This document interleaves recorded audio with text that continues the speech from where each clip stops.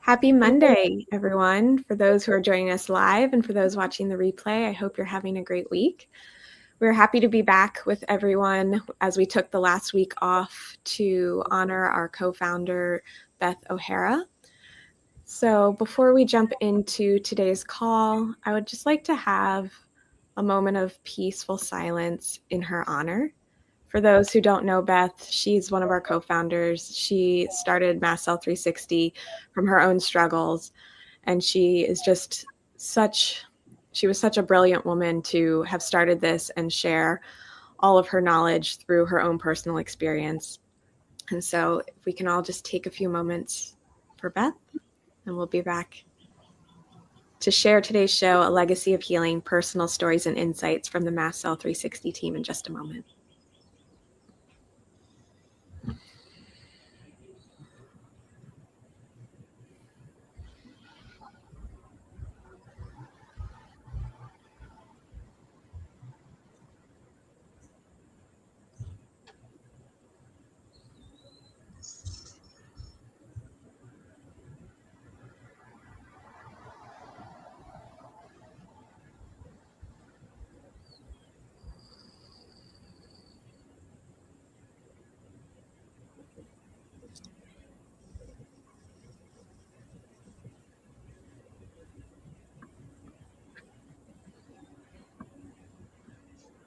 Okay, thank you, everyone. Quick disclaimers, today's presentation is for informational and educational purposes. It's not meant to treat, diagnose, cure, or prevent illness. Please be sure to discuss any health recommendations with your healthcare provider. And just a quick affiliate reminder, some of the links that we may share are as part of this presentation or on our website are affiliate links, which means Mast Cell 360 may take a very small commission if you purchase through our links, and we only recommend products that we love and use personally in the Mast Cell 360 clinic. Okay, so a little bit of a different format than you guys are used to this week. I have all of our lead practitioners and health coaches up here on the screen with me today. So some faces you may recognize, a new face that some of you may have seen or may not have seen yet. So I'm joined today by Alex Bingham, who is the lead practitioner here at Mast Cell 360, Kimberly Quirk, who's a lead practitioner here at Mast Cell 360, Cam Ujimara is a health coach here at Mast Cell 360. And for those who do not know me, I am Jamie Fries-Miller. I host these Facebook Lives. I'm also a health coach here at Mast Cell 360.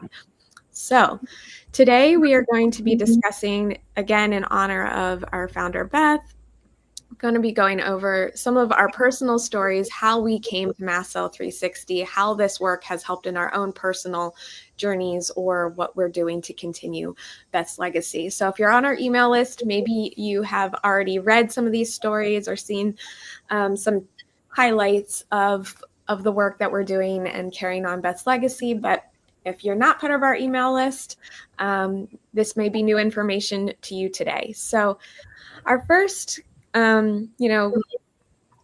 question we're going to answer or explore is how we all found Mast Cell 360. Similarly to you guys in our audience, many of us have been walking this path of healing.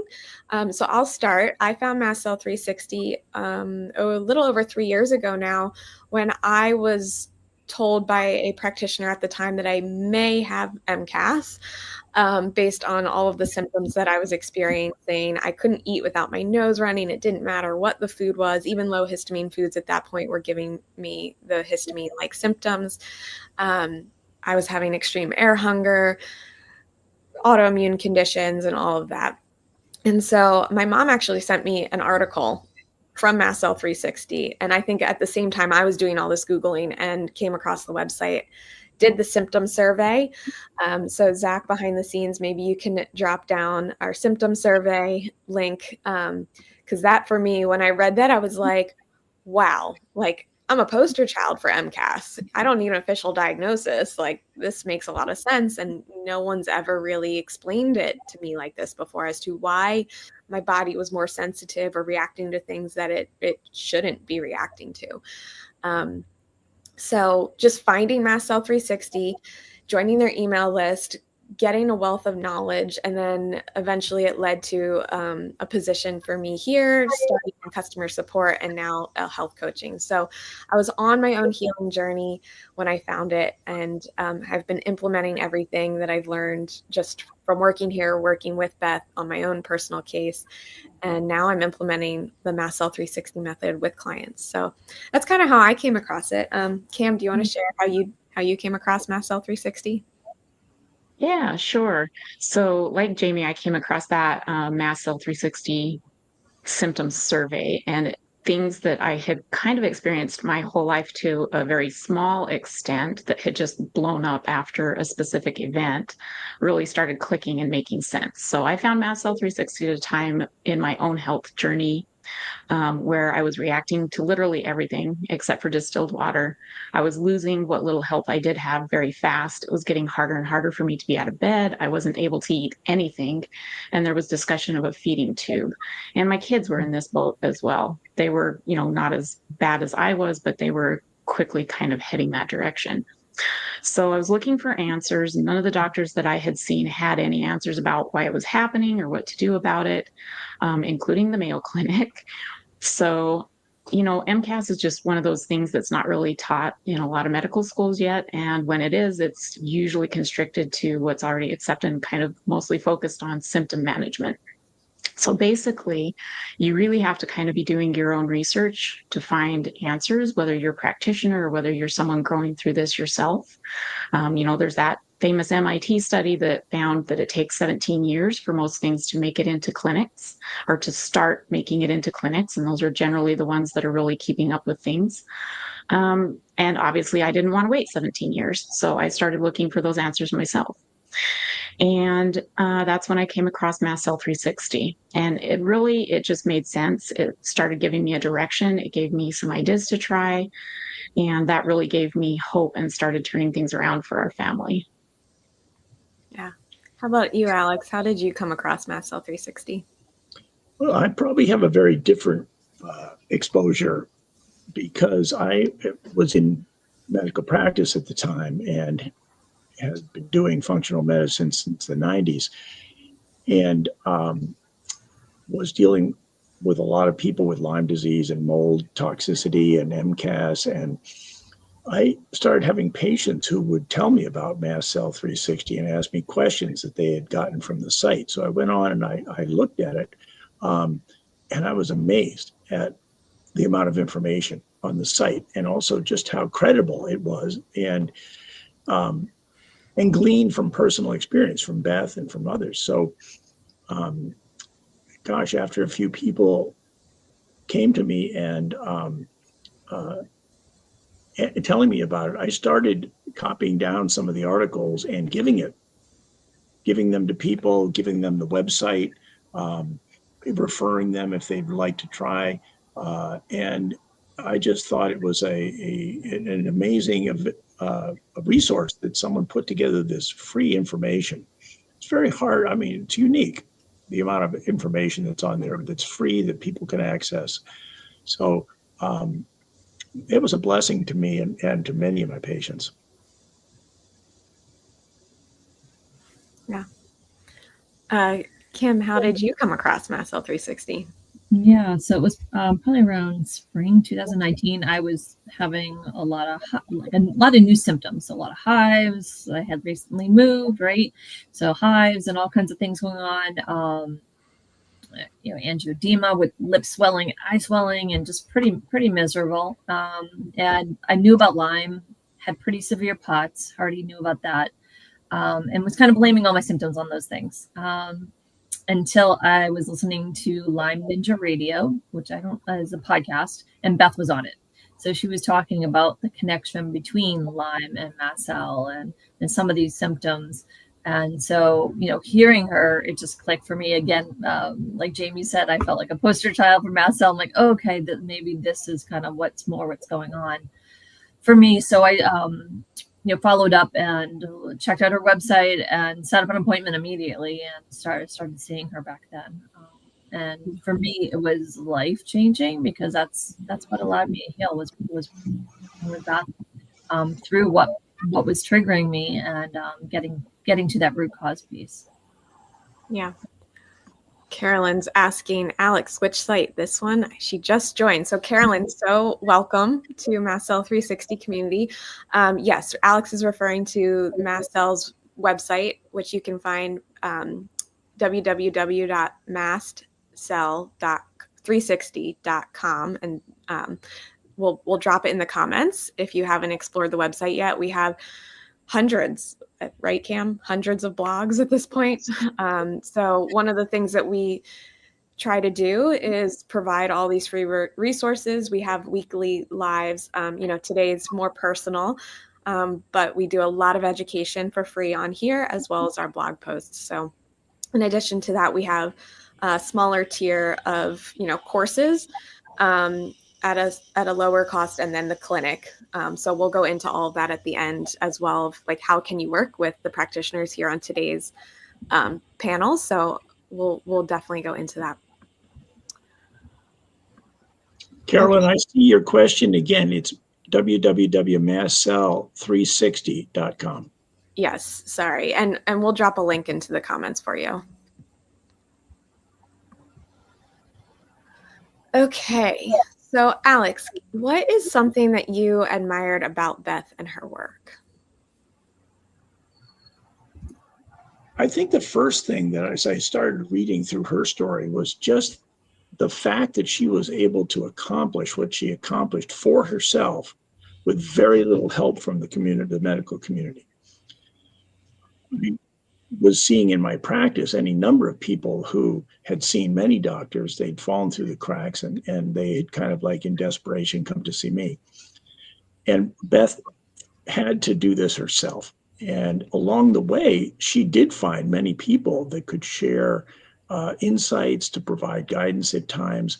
And she became part of the community.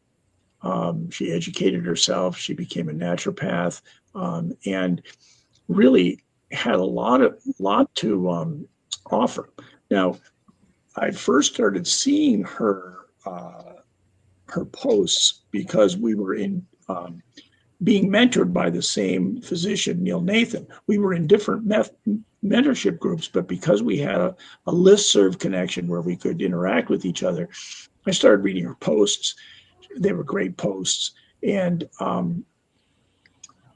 so that's kind of how I got to know who she was. And then she contacted me at some point and asked if I'd like to consult here. And as we talked, I got to know her better. And as I've said, I came here in February of 23 on a very part-time basis, and I'm still working part-time. And my only regret is that by the summer of 2023, she was starting to get sick, and I didn't really get much time to work with her.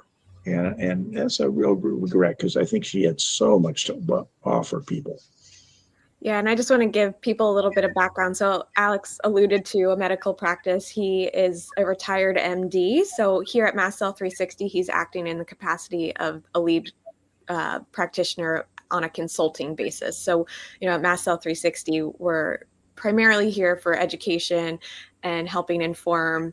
We're part of a care team. So all of our clients still have at least one primary care physician. But, it's like Alex said, I think that's the thing that I admired most about Beth, was the knowledge base that she had built. And for people with MCAS, that brain fog is one of our number one symptoms. And she was an encyclopedia. Like, one of my roles here was managing our protocol documents. So kind of like, the things in the back end of how we work with clients, and we're like, oh, if this and then this. But Beth had it memorized. And so my role was getting things out of her brain onto paper so that we could then train when Kimberly came on, and then when Alex came on, kind of train in the Mast Cell 360 method. So that's I think what I most admired about her, was despite things like brain fog, she had an encyclopedia for a brain, and it was amazing.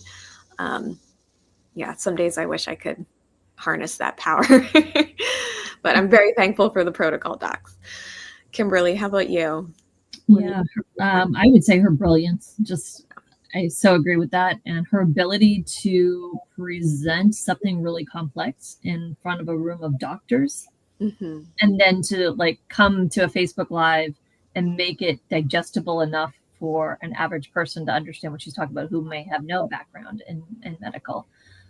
So her ability to communicate that and the importance of it, and all of that, and then her heart, right? Her heart to share that information freely every week. Yeah. For years, right? And that's how a lot of how I learned too. I was already a client, but starting to watch her Facebook Lives when they started in 2020, and just get that education piece, because to get that education piece is just key for understanding yourself, and allows you to kind of figure out what's going on with you. So I think that education piece is important. Yeah. Cam, I'm about to come to you, but I want to share Natalie's comment. She admired Beth because she shared her research and clinical experience freely, just like Kim said. And then the piece that she took away was quieting the nervous system to be able to address mycotoxins and MCAS, and that was her missing piece.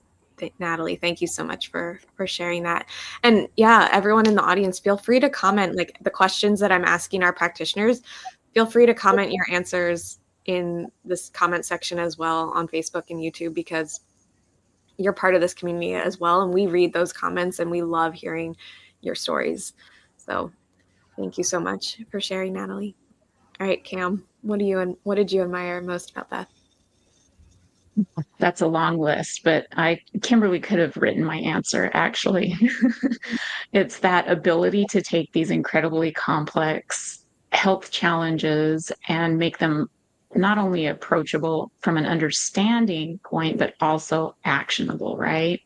Everybody in the community can appreciate that. Everybody here on the team has been part of that. And what I admired, I think most of her about her was her heart. You know, like many people who become champions of causes, she lived this journey and she really found her way forward through that. And like Alex mentioned, you know, it was at a time when there wasn't a whole lot of information out there and there was very, very little help on the medical end of things. So she had to do a lot of this herself. And she always mentions, you know, that she found a group of women and they were kind of like each other's pillars and they taught each other a lot. And so, you know, she truly understood what people are going through in this community. And she cared about that so much that she turned around to help other people. And everything that she created, you know, from the protocols to the live Q&As that we're doing right, you know, now, the Facebook Lives, all of the information that's on the website, all of that came from a place of genuine care. And there's just so much free information and other resources, you know, provided through what has become Mast Cell 360, and just this tremendously generous amount of information. And that information really, you know, for me, but I suspect for a lot of people, it's that first place where they've really found some understanding. And then she developed this community. And when you're sick, it's so pivotal to have both of those things in healing. Yeah. In addition to, you know, honoring Beth and sharing our stories about how we found Mast Cell 360, you know, today's also sharing about our personal journeys, and we all have like turning points in our health journeys. And I feel like, personally for me, that turning point, there's a new turning point like every so many years. I'm realizing, you know, we talk a lot about, you know, we wish healing goes like this in a straight trajectory, but it's often like when you zoom in on a little part of that trajectory to healing, there's like all these bumps and you know, divots that you meet along the way. And so, you know, prior to learning about MCAS, I had done so much gut healing, you know, being diagnosed with celiac disease and having a successful pregnancy, because I know that there are people in our community looking to, you know, grow their families. And how can you do that with MCAS? And I want to give you hope that, you know, I had a successful pregnancy with MCAS and mold toxicity, and a very brilliant, healthy child. You know, there's things that we can always work on, but everyone has things that they can work on. So first, I want to let you know that, like, for me, I want to give you that hope. But learning about MCAS was a turning point to help me address the mold piece.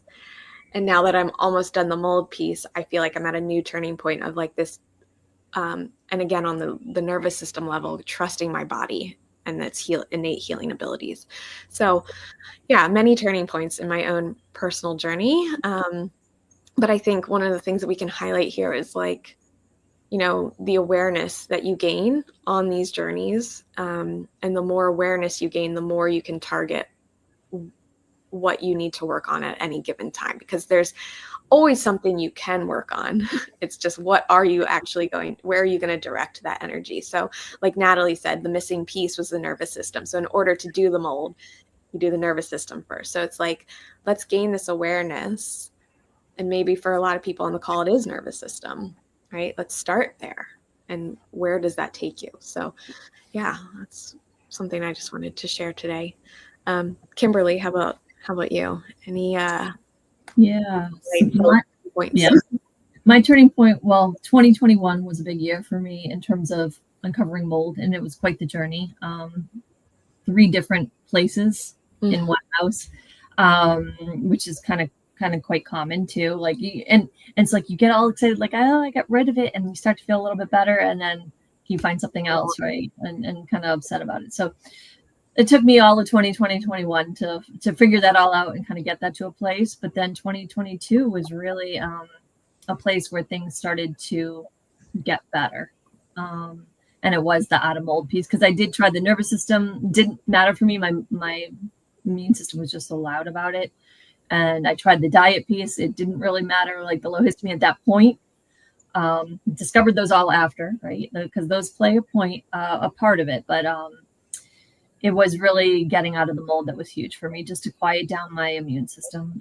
So 2022, beginning of 2022 was just starting to quiet things. I mean, I went off every single med I was on, which was amazing, except for thyroid hormone, which since then has dropped at least 50% of what it was. So I like to offer that hope. But I was on Zolar, prednisone, hydrocortisone, hydroxyzine, Singulair, Allegra, 4 a day, Pepsid, plus like 80 supplements. So I was able to go off the medical part, which was huge for me, as that immune system kind of calmed down. And then I was able to run a 5K in 2022, which I wouldn't have even thought of doing in 2021. So that was huge. And it was more me, kind of a turning point for me of just proving to myself that I am on the healing journey. Yeah. Thanks for sharing. Cam, what helps you keep going on this journey? Oh gosh. Well, I'm practical. So I always think, yes, healing is work, but so is being sick. And I would much rather put my energy into the healing part than the other. So I'm nothing if not determined. I think that helps keep me going. And, I know it can be exhausting though, too. I've lived this for several years now, a while before I found Mast Cell 360. And I think that we all have days where we wonder if it's going to get better on our journeys. I think that's just a normal part of the process. And one thing that keeps me going when things were really bad, when I was struggling to get out of bed, when I couldn't eat, was just seeing and celebrating small wins whenever I could, and using that gratitude to keep me looking for the next step. So for myself, things like being able to tolerate a new food or a supplement that would have triggered me, or gradually getting better sleep. Those are things that I'm celebrating now. Whereas before it was like I got, 300 calories of liquids in that day, and that was my celebration. Now I can eat, like I can actually eat a meal and I digest it, and I'm adding foods back in on a pretty steady basis. I don't have to take as many things in order for that to happen. My body just functions better. My kids are doing better too. And, with working for clients, it's hearing that someone else is seeing some of those small wins in their life too. And I think about those, on a daily basis. I make a point of thinking about all of those kinds of wins on a daily basis, because there's evidence and there's proof out there that we can heal. And I think it's important to keep that front and center. And also, I've mentioned my kids for sure are one of those things that keep me going. I've never been much of a Band-Aid approach person. And I truly believe, that many impossible things are actually possible if we keep at it long enough and with the right support. And then, like I said, we have evidence, we see people get better. So I think both of those things are really important. For me, they have been. Yeah, no, I agree with that. And anyone who is a mom is probably going to say that their kids are like a driving force, whether their kid is sick or they are sick and they want to be their best self for their kid. Mine is, I think, on a nervous system level, like wanting to like once learning about ventral vagal and like your most authentic self is like feeling creative and energetic and playful and like in connection with people. And like those who don't know this about me, but my background's in anthropology, so studying cultures and how humans evolved and, you know, in tribe and in community and how we've lost that a lot. I think kind of just this trying to create that life, that most authentic life, where I truly feel like I'm in ventral vagal more often than not is like a driving force for me. And I agree with you from like a health coaching perspective is like when you've walked the journey, um, you don't even have to be like at the finish line to help somebody else who's at the starting line. It's just kind of like if you're even a couple feet ahead of them, you can turn around and give them that hand. And that's kind of like I have changed careers on my own. My own healing has led me to change careers and led me to this place. And one of the things, since we're honoring Beth today, I'll share that when she had us do the human design, um, I don't know if anyone in the audience knows their human design or is into human design, but Beth had us, everyone on the team, do it because she kind of wanted to see where all of the pieces fit together. And she was big on understanding people's strengths and weaknesses on a team so that we could all kind of support each other. And she had me do the human design. She had us do the human design. I got mine back and I had already become a health coach. But there was a line in there that was like, you were meant to live in a sick body so that you could help others heal.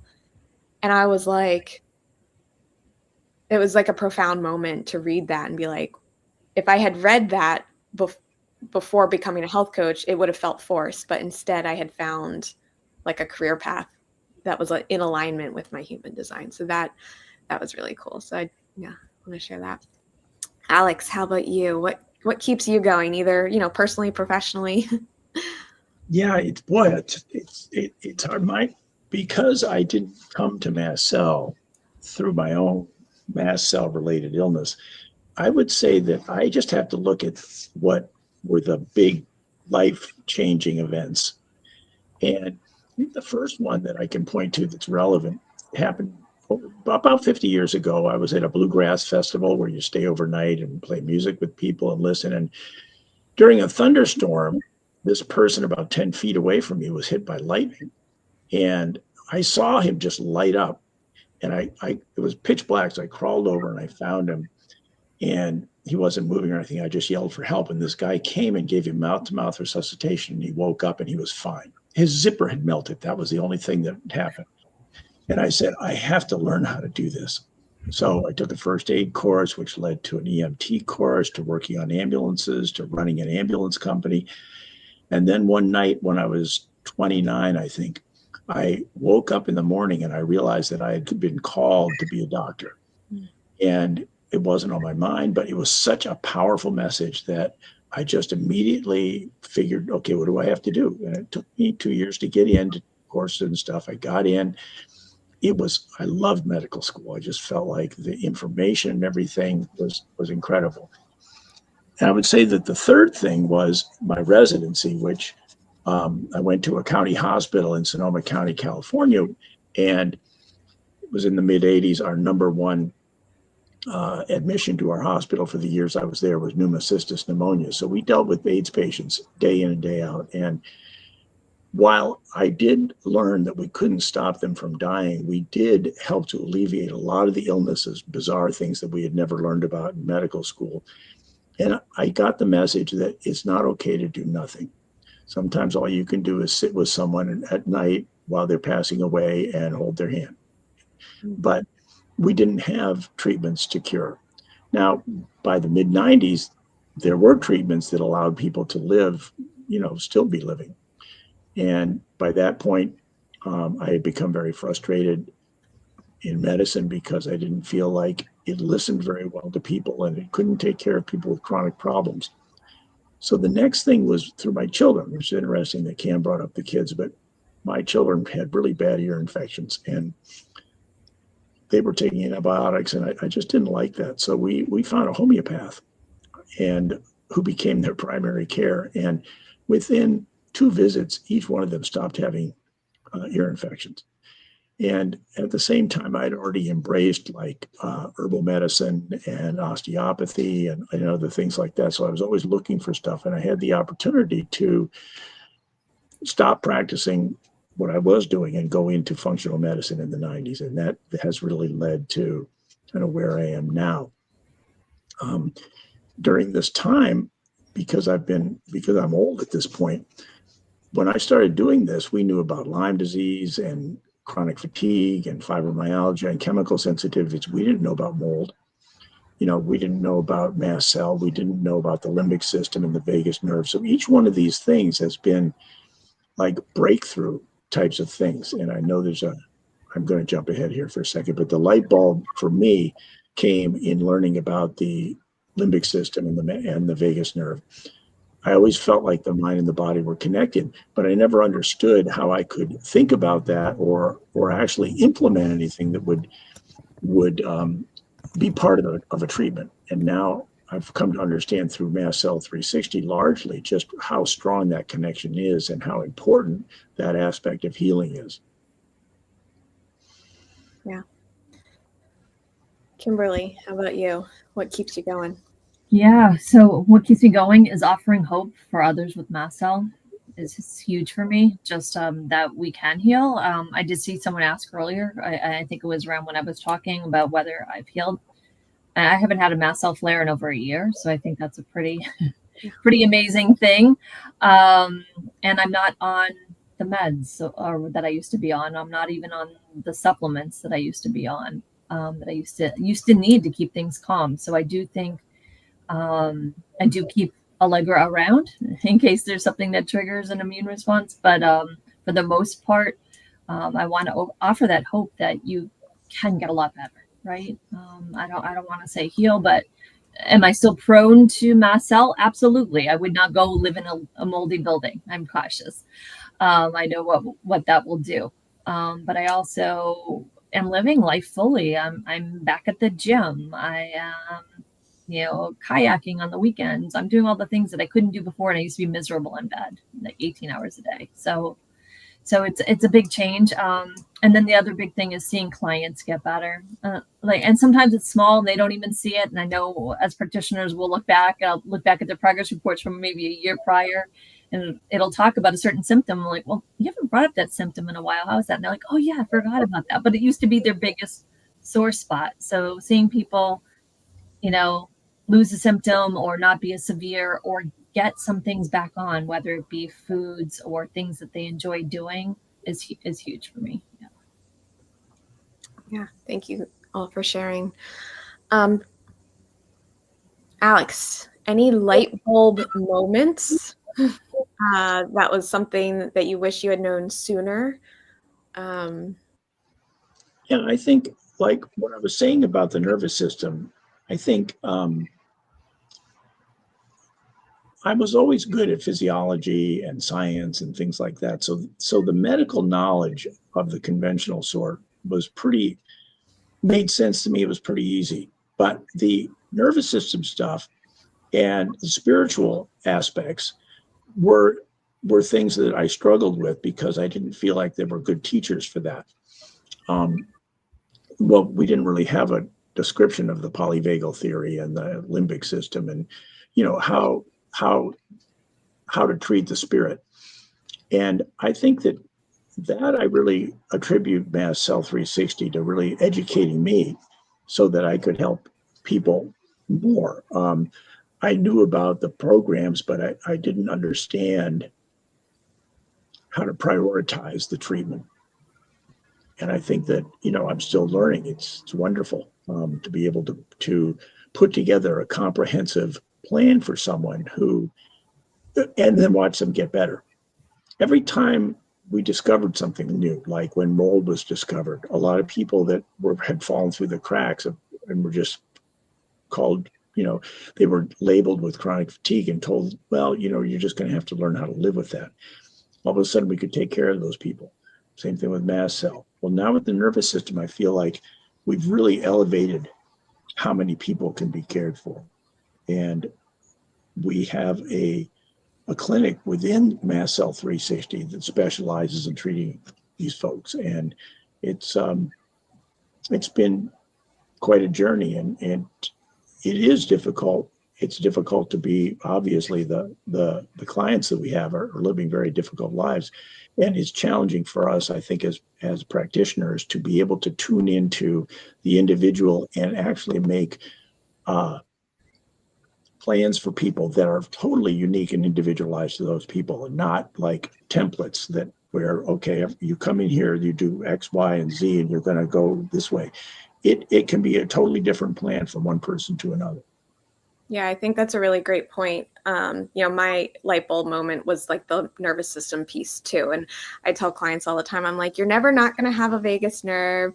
You're never not going to have, stress. Stress is inevitable. So like the whole bit of nervous system piece is how we build that resiliency to the stressors in our lives, because there are so many things outside of our control, and part of a healing journey is getting the knowledge and educating yourself on what is within your control. And the autonomic nervous system controls our breathing, our temperature, which are a lot of things that come up with MCAS, and doing conscious breathing. It's like biohacking is a popular term now in the wellness sphere. Like, you can biohack your autonomic nervous system just by paying attention to how you breathe.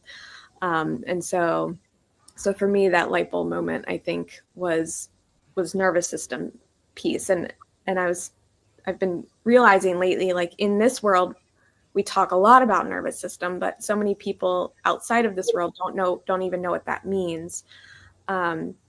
And so, linking it back to, if this is new to you, it's like that stress management piece. Like, we all do have stress. So how do we manage that? And then also like that ventral vagal piece of that connection, because a lot of people, when they feel sick, they become isolated. And so it's like, how do we get out of that feeling of isolation and know that you're not alone on this journey? And then I would 100% agree with you, Alex, on like the bio individuality. I think so much of this world operates on the expectation that everyone is the same. And I have found that is not true, especially in my health coaching training, the program I did. It was like, we are all bio individuals. And it was like, there is no one diet for everyone. So I would say, like, in the health coaching, like, on our team, a lot of what I do is some of the stabilization pieces and working on those diet pieces and making sure people are doing the nervous system pieces. And I'll say that diet piece is like the hardest piece, because people have gotten down to so many foods, and then we get into the nutrition deficiencies, and it's complicated. But I think together we make a really good team in looking at people as a whole. And so just remembering, yes, the Mast Cell 360 method is a framework, but we tailor it to you as an individual here at Mast Cell 360. So there's the order that things may be done, but what tools for each specific piece we use may be different person. Kimberly, how about you? Any light bulb moments? Yeah, a lot of light bulb moments along my journey for sure. Biggest one for me definitely was the mold piece, and how mold affects us in so many ways. Like, sometimes people say mold and they don't get that it's not just getting out of mold environmentally. Mm-hmm. It's also the toxicity piece, right? And the detox piece. Yeah. Also the colonization piece, which is huge. So wherever you go, if you're colonized, you lived in mold, you're part of that environment. It colonizes perhaps sinuses and gut. You're taking that wherever you go and producing mycotoxins in you. So if that's not been addressed, that's a huge piece. So, I mean, just realizing and learning that about how much mold affects us holistically in so many ways, in so many parts of our body, was a light bulb moment for me. And then once I got that mold piece off, I could then tell the nervous system piece, right? The stress I was going through a divorce. So of course, there was stress. Like, it was the most stressful point in my life, right? Because the financial stress and being sick and not being able to work. And then also the histamine diet piece at that point was like, this is what they mean when you notice it, you react to a food, because I was so overreactive that I couldn't tell the little things. So that kind of allowed me to sort of fine tune that and back that off. But I will also say you can fix that too. I mean, for lunch today, I had sauerkraut, which would have been unheard of just say a year or two ago. So yeah, you can heal that gut piece for sure. Yeah, calm that down. Yeah. Cam, how about you? Gosh, so many, because I'm naturally not the most patient person. I'm an eager learner. People are often surprised that I'm not patient. I don't consider myself a patient person. But sooner, definitely the mold piece. It would have saved a lot of headaches. And it's not that I discounted the mold. It was just that I didn't really understand how pivotal it was in, developing sensitivities. And it's kind of that glue that keeps everything else held together and stuck until you get it out. Clinically valuable, my aha moments probably would have been, you really can go as slow as you need to. And that's going to look different for each person. For one person, it's like starting at a quarter of a capsule. For another person, it's just like a sprinkle in a quart of water, and you take one sip and then you wait for 3 days before you do another one. You really get to the point where you can figure that out for yourself, right? And just really listening to my own body. Our bodies are so much wiser than we give them credit for, I think. And it's really, really important to kind of tune into that. And, you have to quiet your nervous system and get past the fear part so you can really listen to what your body's saying and what you need to know intuitively. And then I've also learned on this journey how important it is to rest. So, like you were saying before, we carry so much when we're chronically ill, but we rarely really learn how to set it down, both physically and mentally. And sometimes, that means being sick can become our whole world because we're symptomatic all the time. We're so focused on getting better. I'm speaking to all the type A's out there, myself included. I know it can be hard because that illness feels like it shrinks our worlds too. So it's really important to remember to pause and just, set all of that down, and to connect outside of being sick, to just find some joy wherever you are right now. And, what are the things that bring you joy? It doesn't have to be big or grand. It can be small. When I couldn't eat, it was things like savoring the feeling of the wind on my skin, or watching the clouds outside of my window, or hugging my kids. And now it's things like visiting with friends, or working on resources for people, playing board games with my family, going for walks when it's cool enough outside. I'm still pretty heat sensitive. Or, snuggling with our cat in the morning. You just have to cultivate some of that joy purposefully in whatever small way that you can, and make sure that you take pauses to really rest in that. Yeah, that was a great segue into our last question before we jump into the Q&A if we have time. But it is, what our last one is, what is one thing that you want the community to know? So, Cam, I don't know if that was your answer, is to find the joy, but I'm going to kick it over to you in just a second. Mine is to always remain curious. So when we're talking with people, when we're working with clients one-on-one, one of the things I do is I present maybe 2 options and I say, which one are you most curious about?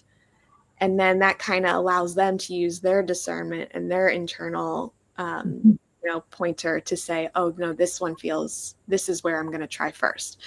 And so that's my takeaway for you guys today is remain curious on this journey and lean into that, your innate wisdom, and to figure out those next steps for you. Cam, do you have anything to add to the joy piece? Because that was so beautiful. Yeah, the joy is important. I think kind of sidelining with that is that we're not broken. Even if our body feels like it is, it's actually doing its best to protect you.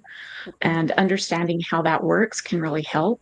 And just remembering that healing is possible, even though it looks different than than what we want or what we expect. And, let's all be honest, we all wish there was a magic bullet and that we could take it and we would be, 100% tomorrow. That's not necessarily how it works. So be patient with yourself. And like Jamie said, stay curious, look for those next steps. It does eventually move things forward. And we have a lot of really good information for sensitive people. We're here as a community. You're not in this alone. And when you get stuck, if you're not making progress, start looking at your environment, the little things that you do every day, and seeing where you can take those small steps forward with curiosity. Yeah. Kim, how about you? Yeah, I would say the journey is a cha-cha. Like I call it the Mast Cell cha-cha, right? So it's hard because it's hard. And for a while I used to be like, you sure this is not chutes and ladders? And I just slid all the way back down. Because it feels like that on the journey, right? Mentally, it is so hard when we have setbacks. It just is. And so kind of letting go of attachment to that, like because you thought you were here and you slipped back a little, just kind of letting that go a little bit, that resistance, and kind of like, this is where I am right now, and knowing that you can keep moving forward. Because even if you took 2 steps back, you're still taking 1 step forward, and you will eventually get there. And I don't have that now. I don't have the step back so much anymore. But that was definitely the hallmark of my journey, was that Mast Cell cha-cha of being, stepping back, going backwards, which is just so mentally defeating to us. And the more that you can kind of surrender to what is right now and what is this telling me, and keeping that curiosity piece that Jamie was talking about, and the reframe piece that Cam was talking about our body trying to communicate to us, and it really is trying to heal and not trying to make us miserable, I think is really important for getting over the mental piece of the journey, because it can be hard. Yeah, absolutely. Alex, any last words for the community? What do you want them to know? What's one thing? Well, I was just thinking, as people were talking, of a saying that Mother Teresa had, which was, she said that I know that God will never give me anything that I can't handle. Many times I wish he didn't have so much confidence in me. And I think that, I had to think back that when I was in high school, I had a severe knee injury, and I was really into sports. I was an athlete, and I had to curtail so many things. But being type A, I had to go through about 8 dislocations, multiple surgeries, and I can't tell you how much pain and suffering before I finally learned that I had to consider my knee my friend. It was always my bad knee. It was my bad this, my bad that. And through mental health struggles in life, there was always the thing that was good and the thing that was bad. And I think that for me, I had to learn that everything that's difficult is an opportunity. And that curiosity that you talked about, Jamie, I think is so key. And just the ability to not give up, to know that if you keep looking, you're going to find answers. The people that were labeled with chronic fatigue in the 90s maybe found solutions in the early 2000s. The people that were labeled as, psychosomatic, finding the limbic system and the vagus nerve, now are able to move into more of a healing place. Uh-oh, I just lost everything. Are people still there? Okay, got back. Yeah, we can hear you. And so I think that, you just keep looking for the positive things that can be helpful to you.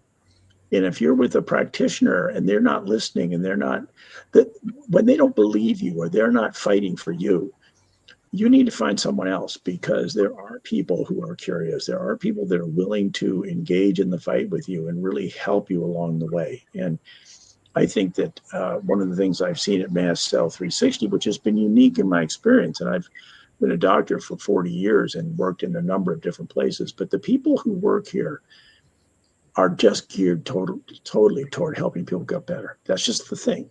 How can we get better? How can people help each other get better? How people can help the clients get better?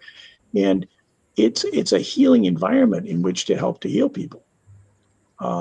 So look for those opportunities. Be with those people. Be in those communities that give you support. Yeah, you're not alone. Everyone here, I just want to say thank you for being on the call with us today. And if you're watching the replay as well, you're part of this community. You're not alone.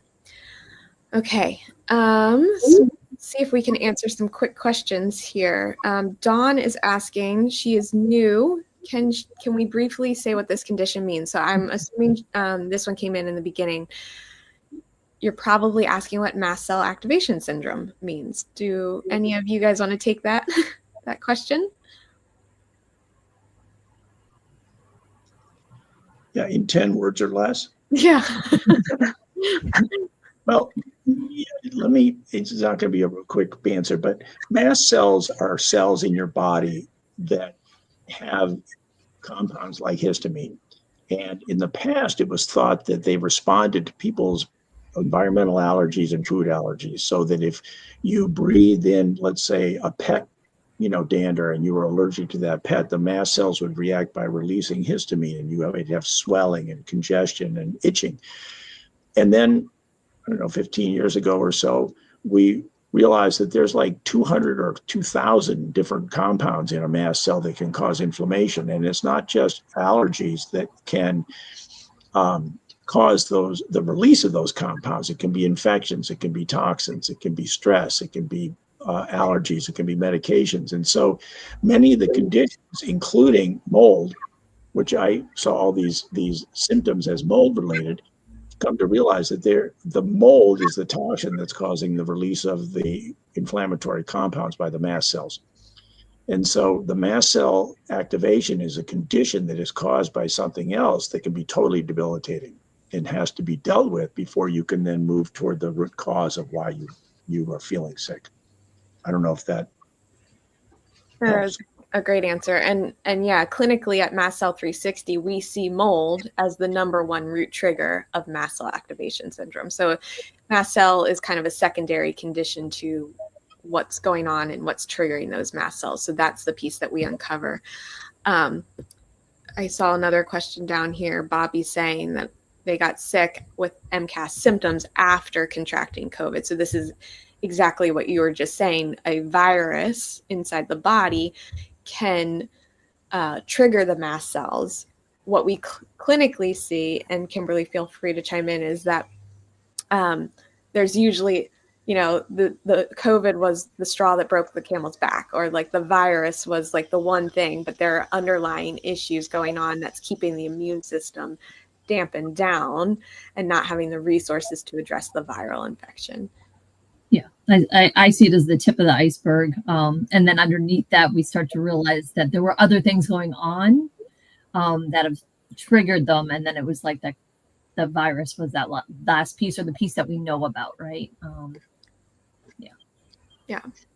One thing that I think of is that I come from the belief that the body is always doing everything it can to be healthy. And so there are so many different mechanisms that we are born with to keep us healthy, one of which is our immune system. But there are certain thresholds. And if you cross a threshold, you can't get back without some active intervention. It can be a single event like a car accident or a stroke. But for the people we see, it's usually the gradual buildup of things that are filling that space going toward the threshold, and then something pushes it over. The thing that pushes it over can be the root cause, but I use my daughter as an example. As a healthy senior in college 10 years ago or so, she got mono, and that was the trigger that got her sick. And months later, she's still having fevers and headaches and aches and pains and things that she'd never had. So we diagnosed Lyme disease and the co-infections, and we started aggressive treatment, and she didn't get any better until we measured mold. The mold was sky high. And the treatment of the mold for about 1.5 years got her back to a healthy place. She went to graduate school. She'd been working full-time as a social worker for a few years, which is a very stressful job. And the message there for me was that she had the mold, she had the Lyme disease, but her immune system was still strong enough to handle those things without her even knowing it. The Epstein-Barr pushed her over, and the mold kept her there. So until we got the mold out, because it suppresses the immune system, she didn't get a chance to get better. Yeah. And I would add the same thing happened to me with the Lyme, right?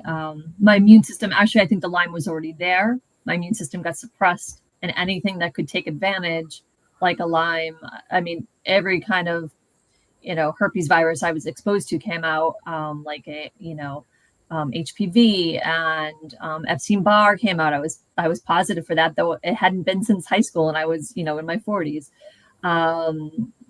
And what else? I had shingles in my 40s, right? So anything that was herpes wise that could come out because my body was under stress and couldn't fight did come out. And I didn't need to treat those things when I treated the terrain, which was treating the mold piece. So Yeah. Same with Lyme. Yeah. Dan is saying, I've been a toss and turn all night sleeper. Is this a symptom? Have had nasal issues, seasonal allergies, whole life. Just found out cavitation in from wisdom teeth removal 45 years ago.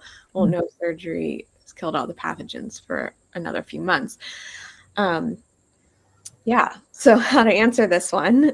Those are seasonal allergies, nasal issues, dental issues, the insomnia, non-restful sleep are definitely all symptoms. Can we say if it's MCAS? No, we cannot.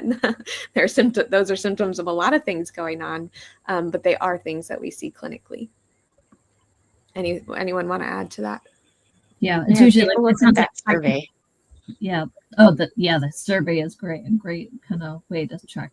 But I was going to say the tossing, turning all night is like that histamine response. The histamine too high overnight. Your body's reacting to something. Let's see. Natalie's saying that she wished she would have learned to get out of mold sooner. Not get stuck in making excuses of why she couldn't leave the house or get rid of things. And then lastly, wouldn't have let herself believe that friends, family, MDs who didn't understand or gaslit mold. Yeah. So kind of what Alex was saying is, when you are seeing a practitioner, you are paying for that service. And if at any time you do not feel like you are being heard or understood, you have that power. Like one of our things here at Mast Cell 360 is about empowering you guys.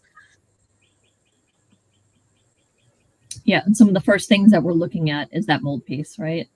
Yeah. Is it something you have that mold toxicity piece, past or present, that can show? Testing the house if it's suspected, right? So that you're not continuing to be triggered by what you're living in. Yeah, it's important. Reem is saying that their son will wake at night if he does not take an antihistamine. So that's a good indicator that there's some haywire mast cell pieces maybe going on. Where can you get low histamine meat at a good price? So I believe Zach put in for another question. I saw the resource we had 2 weeks ago. We talked all about low histamine meat. North Star bison is one of our preferences, but of course as far as finding resources, local butchers, talking to any local farmers, if you have a farmer's market, those are all great resources. Some of the subscription ones online, if you can call their customer service and ask, how quickly is the meat frozen from processing? That's the main thing that's going to help keep the meat lower histamine is faster processing. So from harvesting the meat to immediate freeze, avoiding things like beef while you are kind of in this lowering histamine phase are all some things that you can do. We have a lot of blog posts on how to handle meat as well, how to cook it, how to handle it, defrost it, that can keep those lower histamine that may help you as well. There is actually one post on meat handling mistakes that people commonly make that we see in the clinic, and just reading through that and educating yourself about why things are higher histamine will give you the tools to go out and find things that actually work for you. Yeah. Trish is just saying thank you for continuing Beth's legacy and her passion to help people. Trish, thank you so much for being here and saying that. It means a lot to us. Okay. All right. As we wrap up here, I just want to let you guys know that if any of this resonated with you today, or you're wondering how can you work with us, we have 2 tiers of support. So we do offer strategy sessions. Those are run by Cam and myself, and that's considered a foundational client. Those are great if you're not really sure where to begin. This is all new to you, and you're looking for those next actionable steps. Versus if you've been on this path a while and you're looking at, okay, maybe you've had mold testing done and you're not really sure or feel stuck on the big picture pieces, our advanced track is an option for you as well. You can find the applications for all of those at mastcell360.com/application. We are offering this to international community as well. We just ask that you start, if you are international, we start with a strategy session so that we can kind of evaluate and make sure that we understand that we work within the US, the lower US, and how we order supplements and lab works and things like that. And then I just also, on a nervous system piece, we do have an emotional support coach and a neurosomatic bodywork coach on our staff here at Mast Cell 360. You can find her application. I'll just go back real quick. She's under the emotional support piece as well, so you can find that on the application page. But if you're looking for just like, where do you go now, and that nervous system stuff that we talked about today really resonated with you, we are currently offering, again, in honor of Beth, her nervous system reboot course at a pay what you can price. So that is, Cam, can you let me know when that is ending? Yeah, I'm not sure exactly when the marketing team has decided to take that off. I know it will absolutely be good at least through the end of today. Okay. And it's literally, pay what you can. We know that a lot of people in this community are struggling. Finances is part of this as well. A lot of people aren't able to work. So we want everybody to have access to something that's really foundational to healing pretty much from any chronic illness, but especially something like this. Yeah, so that the pay what you can is available. And Zach, if you can drop that link, I'm looking for the link to it. But we'll drop that link for you guys in the comments as well. So hopefully everyone can take advantage of that sale. All right, everyone. It was great being with you. There you go. Someone did it for me. mastcell360.com/reboot. Sorry, /mastcell-reboot. And a clickable link will be in the comments for you. All right, everyone. It was so lovely being here with you today. I hope we gave you some hope or ideas of what your next individual steps are. And remember to be curious. We'll be back with you next week. Bye, everyone.